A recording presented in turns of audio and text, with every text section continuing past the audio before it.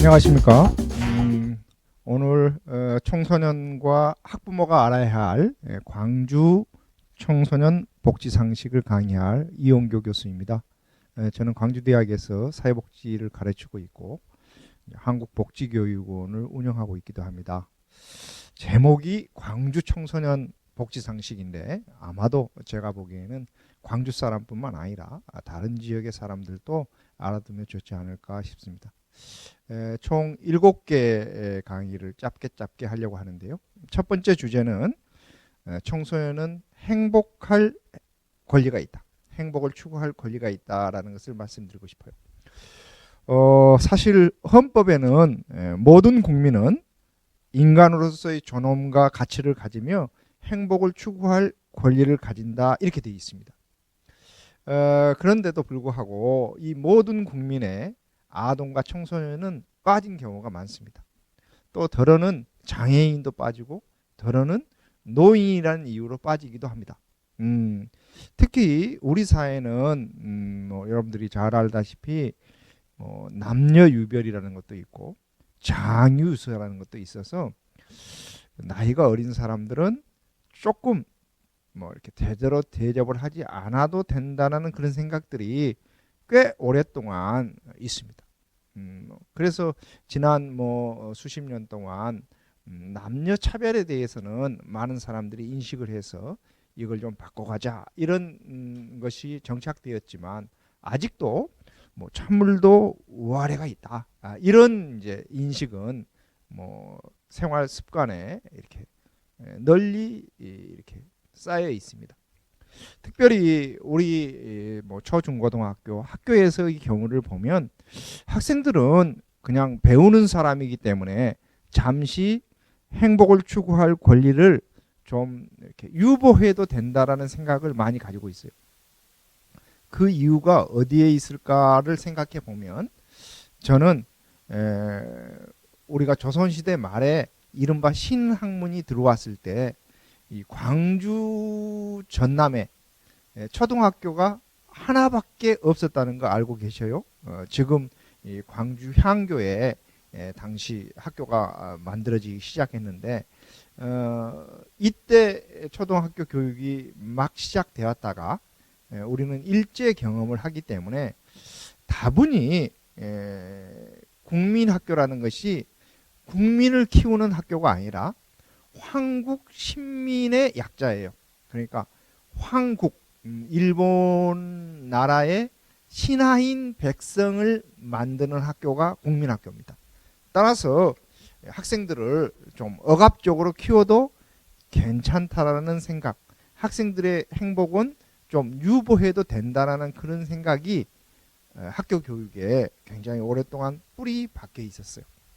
그래서 우리 헌법에는 모든 국민은 인간으로서의 존엄과 가치를 가지며 행복을 추구할 권리가 있다라고 말은 하지만 실제로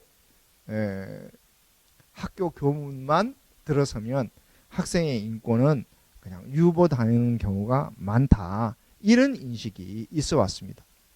그래서 경기도나 광주 그리고 서울 등지에서 이른바 학생 인권 보장과 그 증진에 관한 조례 같은 것들이 만들어졌죠. 그래서 학생들도 모든 국민이 누리는 인간으로서의 그런 권리, 보장 이런 것들이 누릴 수 있어야 된다 해서 특별히 학생들은 학습할 권리, 또 신체의 자유, 사생활과 개인정보를 보호받을 권리, 사상과 양심, 종교의 자유, 표현의 자유 이런 것들이 이제 강조가 됐죠. 아마 여러분들이 중고등학교를 다녀보신 분들은 다 아시겠습니다만 지금도 그러는지 모르겠습니다만 이제 수업이 시작하려 그러면 핸드폰을 다 이렇게 압수했다가 점심시간에 줄고 또 다시 오후 수업 시간이 시작하면 핸드폰을 압수해 버린다든지 이런 것들. 그런데 선생님들은 수업 들어올 때 핸드폰을 교무실에다가 놔두고 오냐? 아니죠. 다 자기 주머니에다가 넣고 오죠. 이런 것 같은 경우는 우리가 외국에서는 사실 별로 상상하기 어려운 이야기입니다.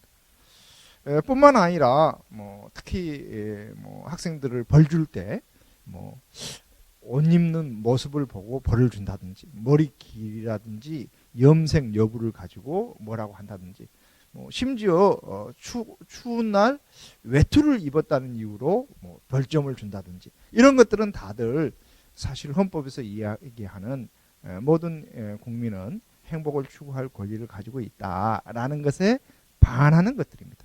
그래서 이제 우리 광주 경우에는 광주광역시 학생 인권 보장 및 증진에 관한 조례를 만들어서 이런 것들을 점점점 개선해 보자 하는 운동이 이제 광범위하게 이루어졌고, 또한 국가 차원에서도 아동 학대에 대한 사회적 인식이 높아진다든지 해서 이제 아동 학대의 사건, 뭐 신체적 학대라든지 성적 학대라든지 정서적 학대, 이런 것들에 대해서 이제 보호하고 뭔가 조치를 취하려고 하는 그런 운동이 있습니다만, 저는 청소년 분야에서 일하는 모든 사람들이 늘 인식해야 될 것이, 모든 국민은 행복을 추구할 권리가 있고 그 국민 안에는 청소년이 포함되어 있다.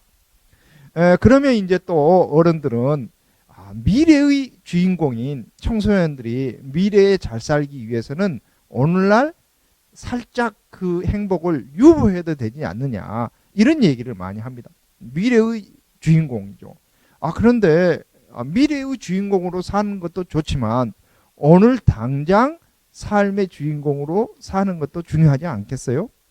그래서 사실 많은 나라에서는 지나치게 많은 공부 시간은 오늘날의 삶의 행복을 줄일 수도 있다라고 해서 일부 나라에서는 학교에 오후 3시 이후에는 남아있지 말아라 라고 할 정도로 학생들을 가정과 지역사회로 적극적으로 내보내고 있죠. 그런데 우리 광주 경우에는 지금도 일반계 고등학교에 많은 학교에 기숙사가 있는 걸로 알고 있습니다. 그래서 고등학교 3학년이 되면 대학 입시를 위해서는 이제 기숙사에서 먹고 자면서 공부해야 된다 하는 것을 당연하게 생각을 하는 거죠. 기숙학교의 유래는 집에서 통학하기 어려운 사람들을 위해서 만들어 놓은 것이 기숙사인데, 우리나라의 경우에는 입시의 전사를 키우기 위해서 기숙사가 있는 그런 셈이죠.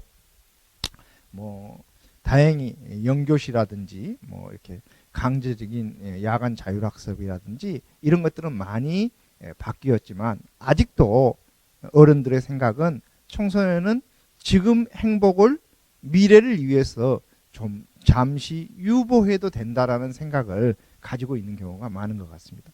그래서 저는 그것보다도 미래의 주인공이면서 오늘의 주인의 삶의 주인이기 때문에 어떻게 하면 이 땅의 청소년들이 보다 행복하게 살 수 있겠는가 하는 것이 우리들이 늘 하고 있는 청소년 활동이나 청소년 복지나 또 우리가 흔히 말하는 청소년 사업의 핵심이어야 되지 않을까, 이런 생각을 해요. 그런데 이게 헌법에 이미 규정되어 있고 또 유엔 아동 권리 협약 같은 데에서도 이걸 강조하고 있습니다. 그래서 저는 여러분들이 늘 내가 하고 있는 이 일이 지금 만나고 있는 아동 청소년들에게 그 사람이 자신의 행복을 추구하는데 도움되는 일을 하고 있는가, 또 도움되는 방식으로 내가 지원하고 있는가, 이런 생각들을 늘 좀 자문해 줬으면 합니다. 사실 오늘 이 강의가 그런 생각을 한 번 더 성찰하는데 도움이 되었길 바랍니다.